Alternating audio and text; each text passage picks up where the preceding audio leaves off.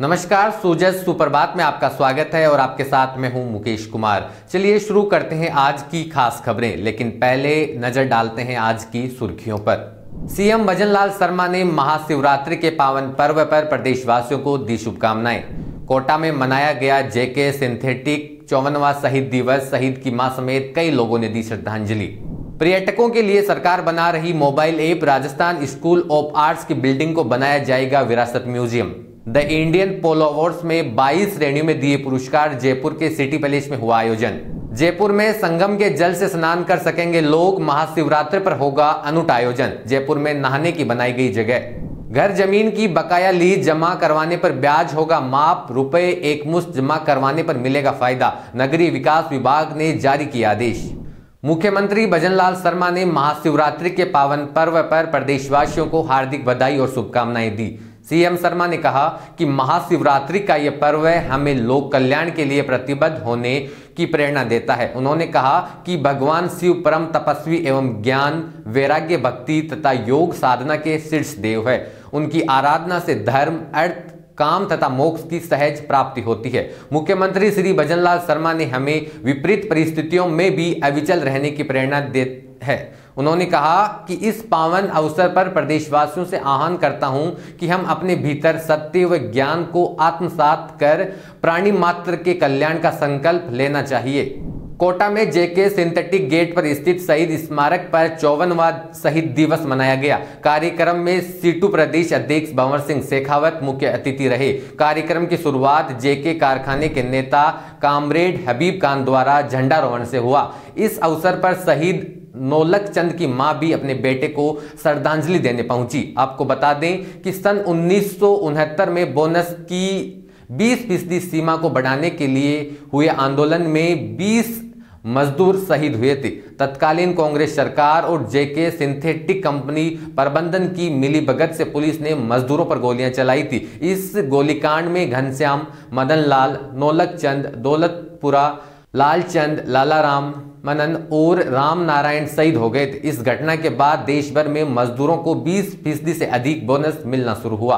किसान सभा के वरिष्ठ नेता और राज्य सचिव मंडल सदस्य दूलीचंद मीणा ने देश की वर्तमान स्थिति पर प्रकाश डाला। समारोह में जेके की तीनों कारखानों की यूनियनों के प्रतिनिधि, राजस्थान रोडवेज वर्कर्स यूनियन, परमाणु ऊर्जा बिजली यूनियन और जनवादी महिला समिति के नेता मौजूद रहे। शहीद स्मारक को फूलों से सजाया गया और सभी ने शहीदों को श्रद्धांजलि अर्पित की। राजस्थान सरकार अब राज्य में आने वाले पर्यटकों की सुविधा के लिए मोबाइल ऐप विकसित करने जा रही है। साथ ही जयपुर के किशनपोल बाजार स्थित राजस्थान स्कूल ऑफ आर्ट की बिल्डिंग को विरासत म्यूजियम के रूप में विकसित किया जाएगा। उप मुख्यमंत्री दिया कुमारी की अध्यक्षता में सोमवार को पर्यटन विभाग की बैठक में इन दोनों योजनाओं को लेकर प्रस्तुतिकरण दिया गया। उप मुख्यमंत्री ने पर्यटन विभाग के अधिकारियों को निर्देश दिए कि ऐसा ऑनलाइन मोबाइल ऐप तैयार किया जाए जिससे राजस्थान आने वाले पर्यटक सभी पर्यटन स्थलों की जानकारी प्राप्त कर सके और उन्हें आवश्यक सहायता भी मिल सके। ये ऐप राज्य के पर्यटन स्थलों, होटलों, यात्रा मार्गों और प्रमुख सांस्कृतिक आयोजनों की जानकारी उपलब्ध कराएगा। बैठक में जयपुर स्थित राजस्थान स्कूल ऑफ आर्ट को विरासत म्यूजियम में बदलने की योजना पर भी चर्चा हुई। उप मुख्यमंत्री ने अधिकारियों को निर्देश दिए कि इस म्यूजियम में राजस्थान की पारंपरिक कलाओं, शिल्प कृतियों और कलाकारों को विशेष रूप से प्रदर्शित किया जाए। इससे आमजन और पर्यटक राजस्थान की समृद्ध कला एवं सांस्कृतिक धरोहर से परिचित हो सकेंगे। बैठक में पर्यटन विभाग से जुड़ी बजट घोषणाओं के प्रयोग पर भी विस्तार से चर्चा हुई। उप मुख्यमंत्री ने अधिकारियों को निर्देश दिए कि बजट में की गई घोषणाओं को समयबद्ध तरीके से पूरा किया जाए ताकि पर्यटन को बढ़ावा देने की राज्य सरकार की योजनाएं तेजी से लागू हो सके। राजस्थान सरकार की यह पहल पर्यटन को नई दिशा देने और राज्य की सांस्कृतिक विरासत को संरक्षित करने की दिशा में एक महत्वपूर्ण कदम साबित हो सकता है। द इंडियन पोलो अवार्ड्स का चौथा सीजन जयपुर के मशहूर सिटी पैलेस में हुआ। इस आयोजन में पोलो खेल से जुड़ी बेहतरीन प्रतिभाओं को सम्मानित किया गया।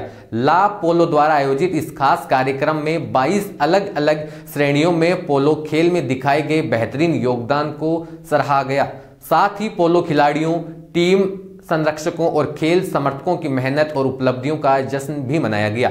इस कार्यक्रम की मेजबानी सवाई पद्मनाभ सिंह और ला पोलो के editor in chief Maninder S Sethi ने की। इस मौके पर शहर के जाने माने लोग, खेल प्रेमी, संरक्षक और नामी पोलो खिलाड़ी भी मौजूद रहे। कार्यक्रम का संचालन पोलो कमेंटेटर शरहद सक्सेना और मॉडल अभिनेत्री दीप्ति गुजराल ने किया। इस अवसर पर सवाई पद्मनाभ सिंह ने कहा कि पोलो खेल और इसकी समृद्ध परंपरा को आगे बढ़ाने में योगदान देने वालों को पहचान देना जरूरी है। द इंडियन पोलो अवार्ड्स इस दिशा में एक शानदार पहल है। मैं इस प्रयास में ला पोलो का सहयोग करके गर्व महसूस कर रहा हूं और मुझे विश्वास है कि इस तरह के सम्मान से पूरी पोलो कम्युनिटी को इस खेल को आगे ले जाने की प्रेरणा मिल सकेगी। वहीं मनिंदर एस सेठी ने कहा कि आधुनिक पोलो की शुरुआत भारत में हुई और यह खेल यहां लंबे समय से अपनी पहचान बनाए हुए है।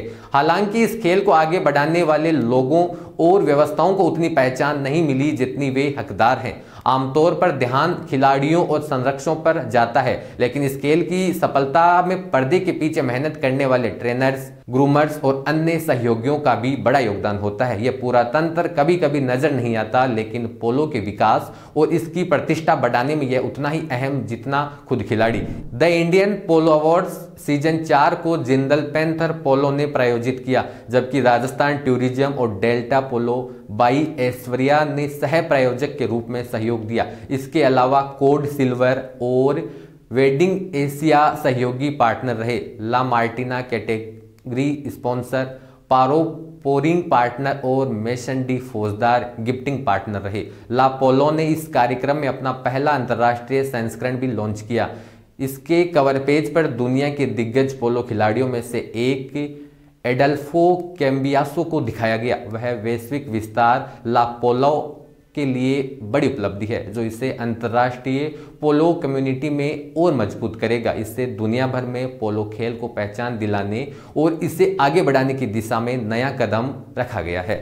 जयपुर में महाशिवरात्रि के अवसर पर खास आयोजन होने जा रहा है।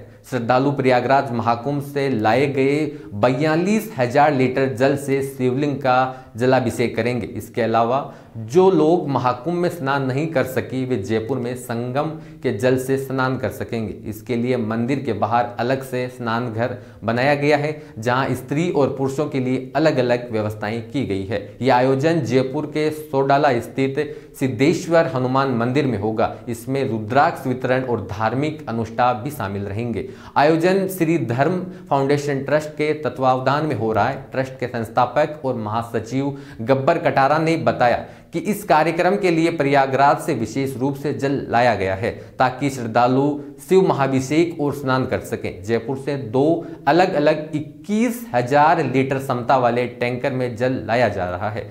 शिव अभिषेक सुबह 5 से 11 बजे तक किया जाएगा। इसके लिए सुरक्षा व्यवस्था उचित की गई है। इस आयोजन में आसपास के श्रद्धालुओं के साथ कई नेता, मंत्री और अधिकारी भी शामिल होंगे। मुख्यमंत्री को लेकर पंकज ओझा ने बताया कि यह आयोजन सनातन धर्म की आस्था को और मजबूत करेगा। जो लोग महाकुंभ नहीं जा पाए, उन्हें जयपुर में ही पवित्र संगम स्नान का अवसर मिलेगा। इस कार्यक्रम में धर्माचार्यों, समाज सेवकों और राजनीतिक नेताओं की उपस्थिति रहेगी। आयोजकों ने अधिक से अधिक श्रद्धालुओं से इसमें भाग लेने की अपील भी की है।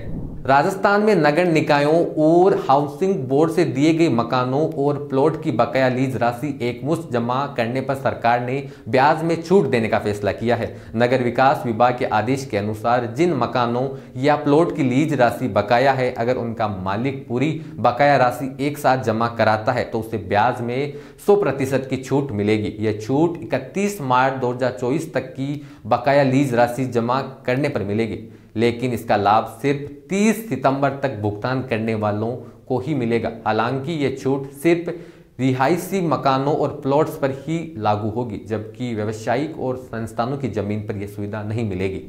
ब्यावर जिला कलेक्टर डॉक्टर महेंद्र खडगावत की अध्यक्षता में सोमवार को साप्ताहिक समीक्षा बैठक का आयोजन किया गया। बैठक में जिला कलेक्टर ने उपस्थित सभी जिला अधिकारियों के साथ विभागीय कामकाज की समीक्षा की। बैठक में जिला कलेक्टर ने राज्य सरकार की मंशानुरूप सरकार की सभी योजनाओं का लाभ आमजन तक पहुंचाने का आह्वान किया। साथ ही बजट घोषणा के तहत उनकी विभागों को मिली सौगातों को अनुरूप मसौदा तैयार कर राज्य सरकार को भिजवाने के निर्देश दिए गए। साप्ताहिक बैठक के दौरान शहर के वार्ड संख्या 41 की निवासी मंजू देवी ने जिला कलेक्टर डॉक्टर महेंद्र खड़गावत के समक्ष उपस्थित होकर अपनी समस्या बताई। इस पर जिला कलेक्टर ने तत्काल संज्ञान लेते हुए जिला समाज कल्याण अधिकारी को निर्देशित किया कि प्रार्थी को विभागीय योजनाओं से लाभान्वित किया जाए। एडीएम ब्यावर के निर्देशन में सामाजिक न्याय एवं आधिकारिक विभाग द्वारा प्रार्थियों से संपर्क कर आवश्यक दस्तावेज तैयार करवाए गए और सामाजिक सुरक्षा पेंशन योजना के अंतर्गत आवेदन करवाया गया। आवेदन स्वीकृत होते ही प्रार्थी को हर महीने 1,500 रुपये की मासिक सहायता राशि प्राप्त होना प्रारंभ हो जाएगी। इसके अतिरिक्त अन्य विभागों की योजनाओं से भी प्रार्थियों को लाभान्वित करने की प्रक्रिया जारी है। इस सहायता के लिए प्रार्थियों ने जिला कलेक्टर एवं संबंधित विभागों का आभार व्यक्त किया है।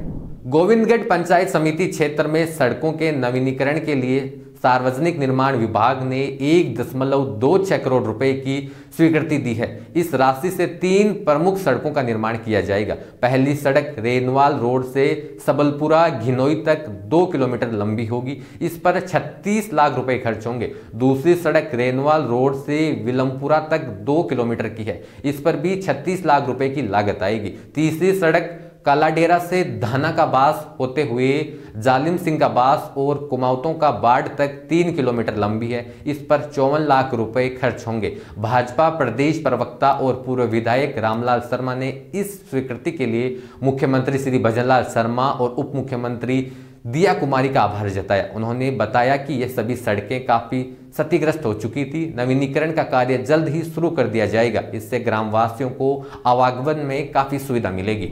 Guinness book world record holder मूर्तिकार नवरत्न प्रजापति ने महाशिवरात्रि के शुभ अवसर पर अपनी खास मूर्तिकला के जरिए प्रयागराज महाकुंभ का सुंदर चित्रण किया। चिकनी मिट्टी से बनी 16 इंच ऊंची इस अनोखी मूर्ति में उन्होंने कुंभ के धार्मिक और आध्यात्मिक महत्व को बहुत बारीकी से उकेरा है। नवरत्न प्रजापति ने अपनी मूर्ति में समुद्र मंथन की कथा को दिखाते हुए एक कलश से अमृत की धारा बहती हुई बनाई है।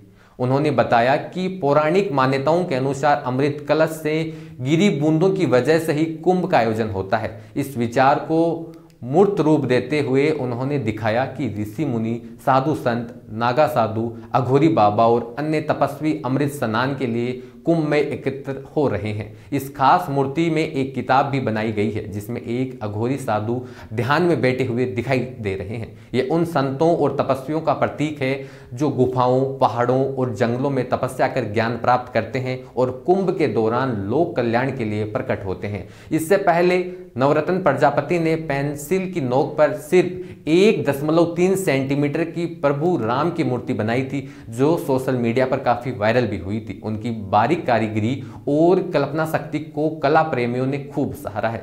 जो सोशल मीडिया पर काफी वायरल भी हुई थी। उनकी बारीक कारीगरी और कल्पना शक्ति को कला प्रेमियों ने खूब सराहा है।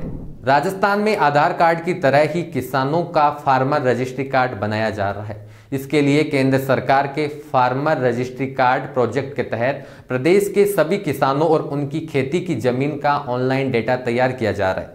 कार्ड से किसानों से जुड़ी योजनाओं में फर्जीवाड़ा करने वालों और नकली किसानों पर भी अंकुश लग सकेगा। इतना ही नहीं, इससे बेनामी कृषि संपत्तियों का भी खुलासा हो सकेगा।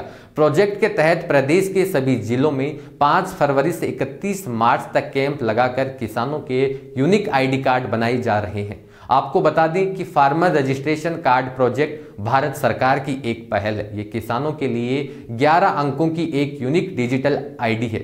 इसमें किसान के परिवार से जुड़ी डिटेल, उसके मालिकाना हक वाली खेतीबाड़ी की जमीन की डिटेल और उसमें बोई गई फसल का पूरा डेटा होता है। ये फार्मर रजिस्ट्री कार्ड किसान के आधार कार्ड से भी जुड़ा हुआ है। इस प्रोजेक्ट में एग्रीस्टेक योजना के तहत प्रत्येक राज्य की फार्मर रजिस्ट्री तैयार की जा रही है। फार्मर रजिस्ट्रेशन कार्ड पीएम किसान सम्मान निधि और सीएम किसान सम्मान निधि के साथ ही किसानों से जुड़ी हुई अन्य सरकारी योजनाओं के तहत सब्सिडी और बीमा का लाभ लेने के लिए फार्मर रजिस्ट्री कार्ड व पंजीकरण आवश्यक है। जल्द ही इसे अनिवार्य किया जाएगा। राजस्थान में अभी फार्मर रजिस्ट्रेशन के लिए ग्राम पंचायत स्तर पर 3 दिवसीय शिविरों का आयोजन किया जा रहा है। शिविर में सभी आवश्यक डॉक्यूमेंट के साथ पहुंचकर किसान रजिस्ट्रेशन रजिस्ट्रेशन करवा सकते हैं। यह कैंप किसानों के लिए फ्री है। आप देख रहे थे सूजत सुप्रभात। फिलहाल इतना ही, जल्द होगी मुलाकात। शुक्रिया।